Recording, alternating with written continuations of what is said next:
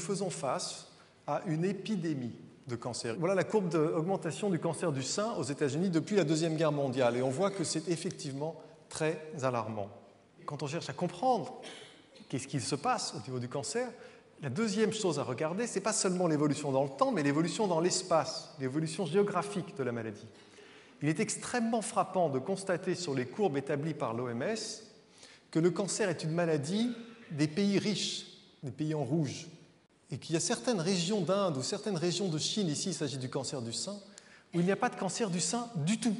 Lorsque ces femmes émigrent de Chine aux États-Unis, en 1 ou 2 générations, elles ont les mêmes taux de cancer du sein que les Américaines. On sait aussi que lorsqu'on fait des autopsies de Japonais ou de Chinois qui sont morts d'autre chose que d'un cancer, on trouve les mêmes nombres de cellules cancéreuses qui auraient pu se développer en cancer, mais qui ne l'ont pas fait, que chez nous. Ça veut donc dire qu'il y a quelque chose dans la façon de vivre de ces populations, où les taux de cancer sont très faibles, qui empêche les cellules cancéreuses de se développer.